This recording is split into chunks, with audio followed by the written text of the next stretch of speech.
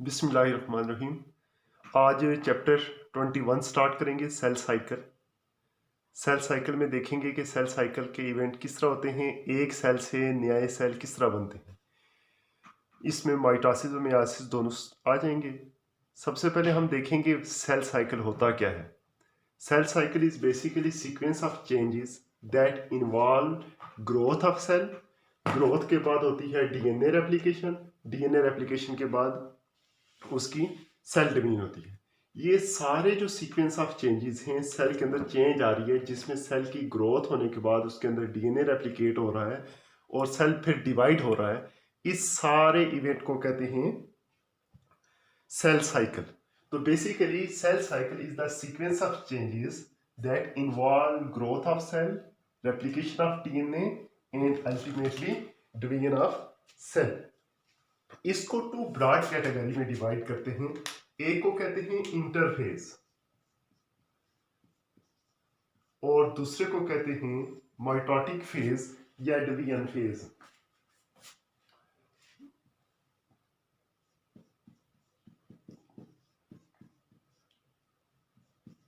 ये दो major phases हैं, इंटरफेज एंड माइटोटिक फेज। अब माइटोटिक फेज में सेल एक से दो में डिवाइड हो जाता है, लेकिन इंटरफेज जो है, इंटरफेज को पहले पहले रेस्टिंग फेज कहते थे, क्योंकि इसमें बज़ाहिर कोई सेल की डिवीजन नहीं होती। कोई सेल की डिवीजन नहीं होती तो इसको इंटरफेज को कहा जा रहा था कि ये रेस्टिंग स्टेज है, लेकिन ये रेस्टिंग स्टेज नहीं है, बल्कि इसमें सेल अपने आप को प्रिपेयर कर रहा होता है फॉर डिवीजन। ये और अपने साथ साथ ये फंक्शन भी परफॉर्म कर रहा होता है। Interface is basically time period between two successive division. दो डिवीजन के दरमियान एक सेल से दूसरा हुआ, डिवाइड हो गया। अब इस नेक्स्ट डिवीजन स्टार्ट होने से पहले और पहली डिवीजन एंड हुई और दूसरी स्टार्ट होने से पहले का जो ड्यूरेशन है उसको इंटरफेज कहते हैं।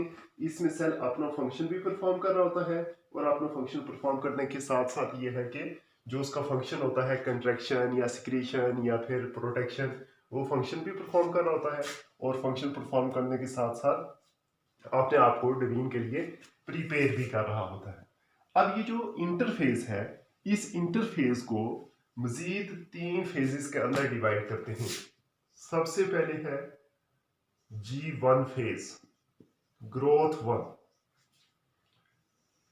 दूसरा जो है उसे कहते हैं S फेज और तीसरा जो फेज है उसे कहते हैं G2 फेज। ये इसी सीक्वेंस से इवेंट चल रहे होते हैं। सबसे पहले G1 फेज आता है, फिर उसके बाद S फेज आता है, फिर उसके बाद G2 फेज आता है। G1 गैप 1 फेज, इसमें सबसे पहले एक सेल से जब नया सेल बनेगा तो उसमें सेल की साइज इंक्रीज होना चाहिए, क्योंकि नए सेल बनाने के लिए उसके अंदर बहुत से मटेरियल ऐड होंगे। तो cell grow in size, G1 phase. Cell grow in size के साथ साथ ये होगा कि नेक्स्ट फेज में चूंकि डीएनए डुप्लीकेट होना है, लिहाजा एंजाइम्स बनेंगे फॉर डीएनए रेप्लिकेशन, जिसमें डीएनए पॉलीमरेज 3, लाइगेज एंजाइम या हेलिकेज एंजाइम, ये एंजाइम प्रिपेयर होंगे। एंजाइम प्रिपेयर होने के साथ साथ इसमें जो डीएनए बनने के लिए जो जरूरी न्यूक्लियोटाइड्स हैं, एडेनिन, गुआनिन, साइटोसिन, थायमिन, वो भी एक्युमुलेट होना शुरू हो जाती हैं फॉर सेल डिवीजन। इसके बाद जो दूसरा फेज आएगा, एस फेज आ जाता है। एस से मुराद है सिंथेसिस ऑफ डीएनए। इसमें डीएनए रेप्लिकेशन होगी, क्रोमोसोम नंबर डबल हो जाएंगे। तो S phase synthesis phase, DNA की सिंथेसिस होगी। इसके बाद G2 फेज आ जाएगा। इस G2 फेज में अब डीएनए की डुप्लीकेशन के बाद कुछ ऐसे इवेंट्स होंगे कि जो आगे इसके आगे सेल डिवीजन होनी है। सेल डिवीजन के लिए जो जरूरी इंजाइम्स हैं, जो एनर्जी चाहिए इसको, और जो प्रोटीन चाहिए for the formation of new structure in cell, या फिर स्पिंडल फाइबर बनाने के लिए नए स्पिंडल फाइबर बनेंगे आगे जब माइटोसिस स्टार्ट होगी। एनर्जी चाहिए उसके क्रोमोसोम को पुल करने के लिए, एंजाइम्स चाहिए, ये जो चीजें चाहिए ये G2 फेज में सिंथेसाइज होंगी। आरएनए और माइक्रोट्यूब्यूल सब यूनिट भी इसमें बनते हैं। अब कुछ सेल ऐसे होते हैं जो G0 फेज में चले जाते हैं। G0 फेज में जिस सेल ने डिवाइड नहीं होना होता वो G0 फेज में चला जाता है।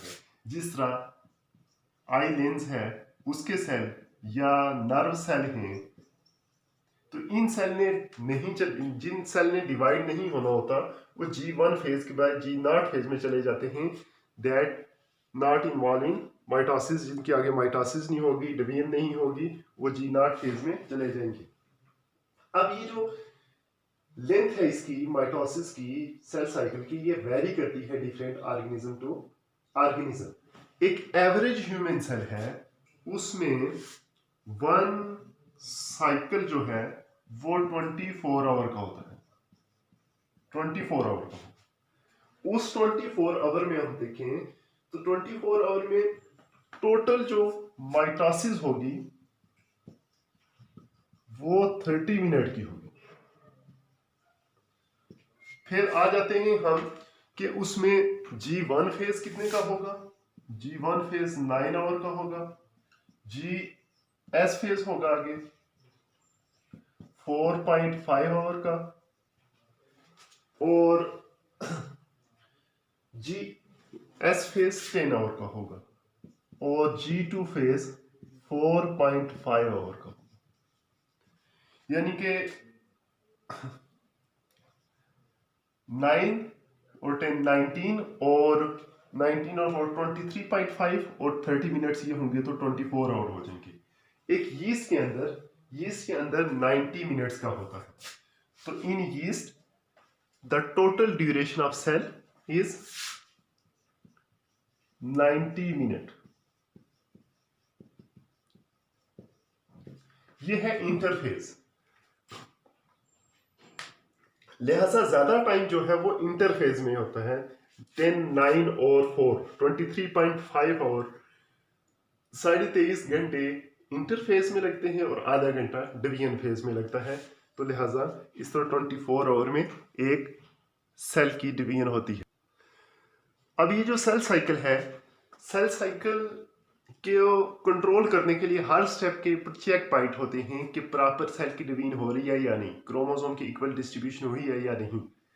तो वो इस चीज को इंश्योर करते हैं कि सेल में प्रॉपर डिवीजन हो, उसमें क्रोमोसोम अनइक्वल डिस्ट्रीब्यूट ना हो और हर स्टेज प्रॉपरली हो। अब देखते हैं व्हाट इज माइटोसिस। माइटोसिस एक ऐसा प्रोसेस है जिसमें equal number of cell, equal number of chromosome in daughter cell. Daughter cell के अंदर जितने पेरेंट सेल के अंदर क्रोमोसोम होते हैं उतने ही डॉटर सेल के अंदर क्रोमोसोम होंगे। यानी कि अगर एक सेल में 46 क्रोमोसोम हैं तो जो डॉटर सेल बनेंगे उसमें भी हर सेल के अंदर 46 क्रोमोसोम होंगे। तो इक्वल नंबर ऑफ क्रोमोसोम होंगे, आइडेंटिकल सेल प्रोड्यूस होंगे माइटोसिस की वजह से। माइटोसिस डिफरेंट सेल में स्मॉल डिफरेंस होता है, लेकिन हम कंफ्यूजन से बचने के लिए इसमें सिर्फ और सिर्फ हम देखेंगे एनिमल सेल में माइटोसिस कैसे होती है। अब जब माइटोसिस है, माइटोसिस हैप्लॉइड सेल में भी होती है, डिप्लॉइड सेल में भी होती है, और बॉडी में जहां सेल की रिक्वायरमेंट होती है वहां माइटोसिस होती है। जब उतने रिक्वायर्ड अमाउंट में सेल बन जाते हैं तो उसके बाद फिर माइटोसिस का प्रोसेस रुक जाता है और फिर फर्दर माइटोसिस नहीं होती। अब माइटोसिस तो एक कंटिन्यू प्रोसेस है, लेकिन इसको कंफ्यूजन से बचने के लिए टू मेजर कैटेगरी में डिवाइड करेंगे। एक को कहते हैं कैरियोकाइनेसिस,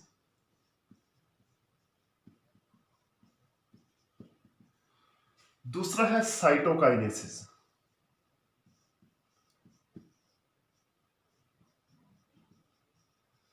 कैरियोकाइनेसिस, कैरियोन, प्रोकैरियोट, यूकैरियोट, ये निकला है न्यूक्लियस से,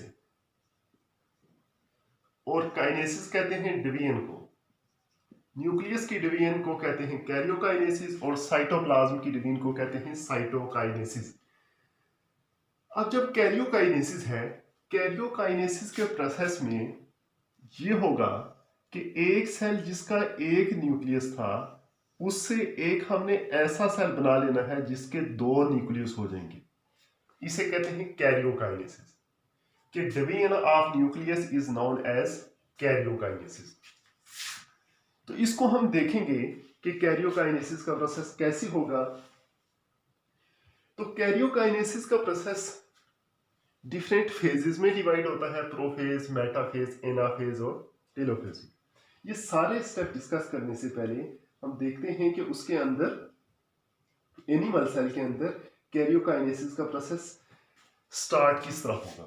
तो एक सेल है ये, इस सेल के अंदर हमने पढ़ा था कि सेंटर में न्यूक्लियस है, इस न्यूक्लियस के साइड पे सेंट्रियोल होते हैं,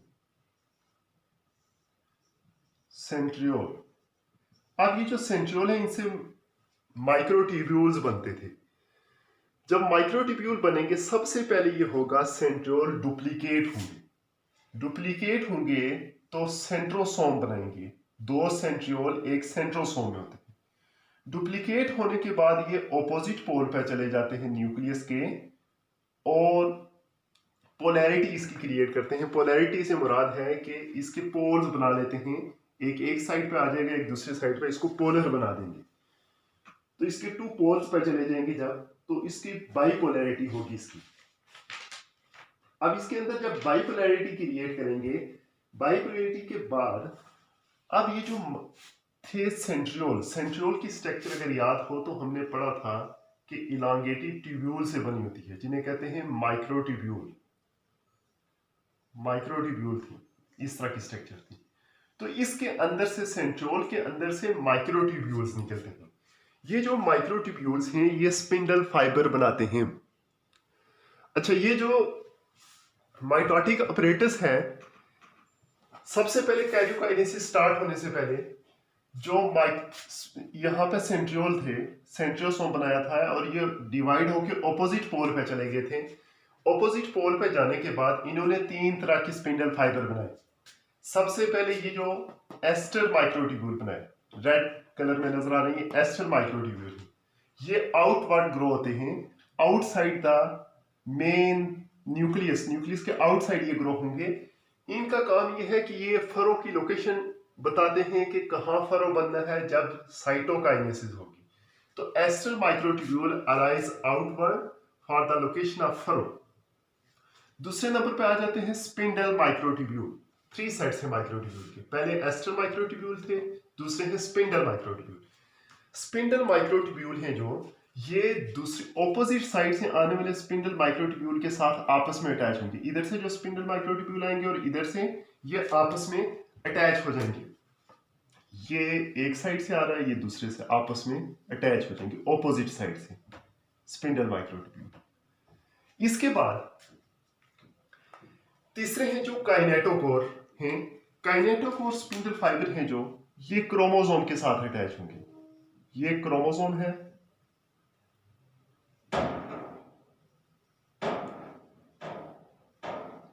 ये क्रोमोसोम है, ये ऑपोजिट साइड से, ये क्रोमोसोम के सेंट्रोमियर में काइनेटोकोर प्रोटीन होती है, उसके साथ से अटैच हो जाते हैं।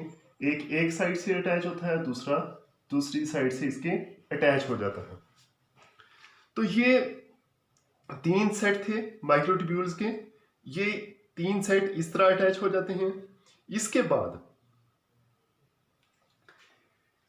बाद ये जो एस्टर माइक्रोट्यूब्यूल हैं, स्पिंडल माइक्रोट्यूब्यूल हैं और काइनेटोकोर माइक्रोट्यूब्यूल हैं, इन तीनों को हम कंबाइनली देखें तो इन तीनों को हम कहते हैं माइटोटिक अपरेटस। तीनों मिलके माइटोटिक अपरेटस बनाते हैं। ये जो माइटोटिक अपरेटस है ये न्यूक्लियस है जो इधर इस न्यूक्लियस से बड़ा होता है। न्यूक्लियस के आउटवर्ड सेंट्रियोल से बनता है और ये बड़ा होता है। इसका बेसिकली काम ये होता है कि ये इसको अपनी जगह पर रखे। इसकी वजह से इसके अंदर जो क्रोमोसोम है उनको अपनी जगह पे रखे और यहाँ से डिस्प्लेस ना होने दे। तो बेसिकली ये जो न्यूक्लियस है इसके आउटवर्ड बनेंगे और ये लार्जर देन न्यूक्लियस होंगे। तो ये भी शार्ट क्वेश्चन आ सकता है, व्हाट इज माइटोटिक apparatus? तो mitotic apparatus is formed by the three set of microtubule, ester microtubule, spindle microtubule and kinetochore microtubule। इसके बाद हम आ जाते हैं माइटोसिस के प्रोसेस पे कि माइटोसिस होती किस तरह है। अब कैरियोकाइनेसिस में पहला है प्रोफेज। प्रोफेज में एक सेल है नॉर्मल, सेल के अंदर क्रोमैटिन है, थ्रेड लाइक क्रोमैटिन है। ये विजिबल नहीं होते, स्टेन करने के बाद ये इलेक्ट्रॉन माइक्रोस्कोप से स्टेनिंग के बाद थ्रेड लाइक स्ट्रक्चर नजर आती है जिन्हें कहते हैं क्रोमैटिन। सबसे पहले क्रोमैटिन कंडेंस होंगे और क्रोमोसोम बनाएंगे। ये कंडेंस किस तरह होते हैं? ये क्रोमैटिन की स्ट्रक्चर है। आप ये समझ लें एक थ्रेड है, उसको बार बार फोल्ड करें, बार बार फोल्ड करने से एक स्ट्रक्चर बन जाती है, उसको कहते हैं क्रोमोसोम। ये जो क्रोमोसोम है इसके 2 क्रोमैटिड्स हैं। इसकी स्ट्रक्चर देख लेते हैं। इसकी ये एक क्रोमैटिड है, ये दूसरा क्रोमैटिड है, ये सेंट्रोमियर है। सेंट्रोमियर के जरिए से ये 2 सिस्टर क्रोमैटिड आपस में प्रोफेज पढ़ा है हमने सबसे पहले कि क्रोमैटिन कंडेंस होकर क्रोमोसोम बन गए। ये क्रोमोसोम बन गए थे। माइटोटिक अपरेटस ऑर्गेनाइज, ये माइटोटिक अपरेटस था, ये ऑर्गेनाइज हो गया है। इससे स्पिंडल फाइबर निकलना शुरू हो गए हैं, न्यूक्लियर इन्वेल्व डिसअपीयर हो गया है और न्यूक्लियर मटेरियल वो साइटोप्लाज्म में चला गया है जिसकी वजह से साइटोप्लाज्म कंडेंस हो गया है। अभी ये याद रखिएगा ये जो पेरेंट सेल है इसमें 4 क्रोमोसोम हैं। हर क्रोमोसोम के 2 क्रोमैटिड हैं। ये 4 क्रोमोसोम हैं। अब जब हम डॉटर सेल बनाएंगे तो उसमें आपके ज़हन में ये चीज ज़हन में रहनी चाहिए कि हर डॉटर सेल में 4 क्रोमोसोम ही होने चाहिए। तो प्रोफेज के ये 4 इवेंट थे। इसके बाद मेटाफेज स्टार्ट होता है। हम देखेंगे कि मेटाफेज में क्या होगा। मेटाफेज इजी सा है। उसमें ये होगा कि ये जो काइनेटोकोर फाइबर थे, काइनेटोकोर फाइबर अटैच हो जाते हैं क्रोमोसोम के साथ। ये काइनेटोकोर फाइबर थे, ये क्रोमोसोम के साथ अटैच हो गए ऑपोजिट साइड से, एक इस साइड से और एक दूसरे पोल से। इसी तरीके से ये दूसरा काइनेटोकोर फाइबर था, ये सेंट्रोमीर के साथ अटैच हो गया।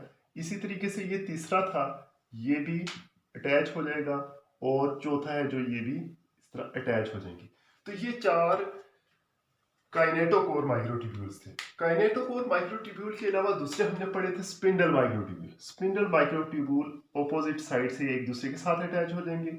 इधर से जो आ रहे हैं ये भी आपस में अटैच हो जाएंगे, ये भी आपस में अटैच हो जाएंगे और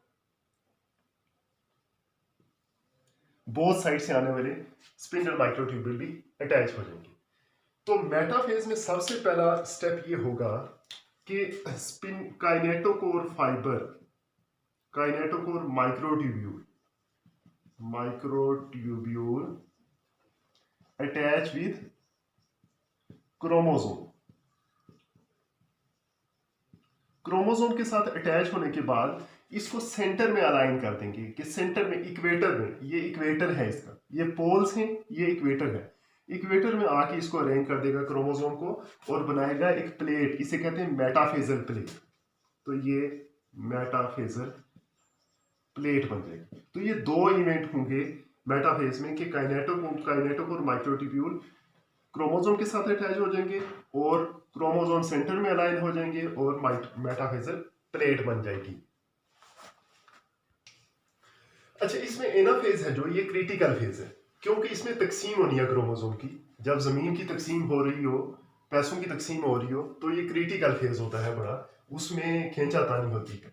तो इस तरह ये क्रिटिकल फेज है एनाफेज। ये एमसीक्यूज आ सकता है कौन सा क्रिटिकल फेज है, एनाफेज है, क्योंकि बाज औक़ात एक साइड का जो सेंट्रोमियर है वो ज्यादा फोर्स लगा के ज्यादा क्रोमोसोम अपने पास ले आता है, तो इसलिए फिर मसला पैदा होता है।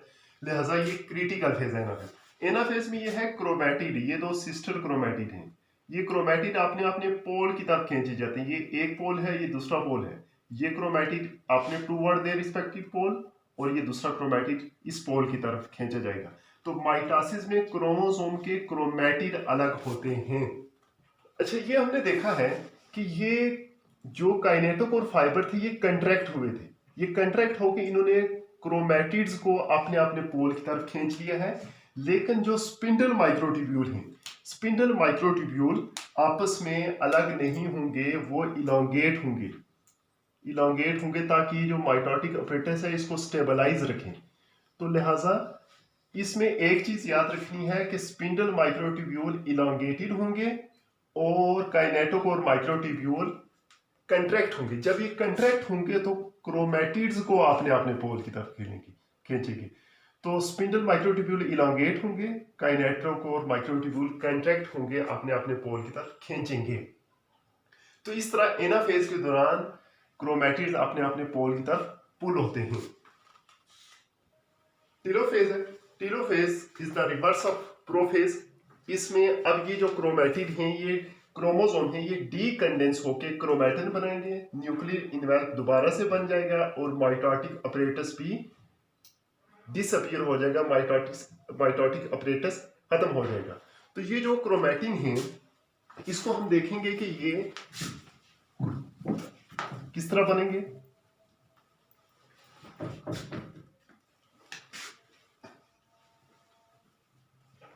ये क्रोमैटिन बन गए हैं दोबारा से, ये दूसरा सेट है क्रोमैटिन का। इसके इर्द गिर्द न्यूक्लियर इनवेल्प बन जाएगा और न्यूक्लियोलस भी इसमें अपीयर हो जाएगा। तो माइटोटिक अपरेटस जो था वो डिसअपीयर हो जाएगा। तो लिहाजा मैंने आपको बताया था कैरियोकाइनेसिस में हमने 1 से 2 सेल बनाने हैं, हर सेल के अंदर 1 से 2 न्यूक्लियस बनाने हैं। Karyokinesis is the division of nucleus. तो इसमें एक सेल से 2 न्यूक्लियस बन गए हैं, ये कैरियोकाइनेसिस हो गई है। तो कैरियोकाइनेसिस में जब 2 न्यूक्लियस बने हैं, हर न्यूक्लियस के अंदर 4-4 क्रोमोसोम है। पेरेंटल न्यूक्लियस के अंदर भी 4 थे, डॉटर न्यूक्लियस के अंदर भी 4-4 क्रोमोसोम है। नेक्स्ट फेज में हम देखेंगे कि साइटोकाइनेसिस, साइटोप्लाज्म किस तरह डिवाइड होता है। ये जो चारों फेज हैं, प्रोफेज, मेटाफेज, एनाफेज और टेलोफेज, इनके इवेंट्स आपने याद करने हैं। अल्लाह हाफिज।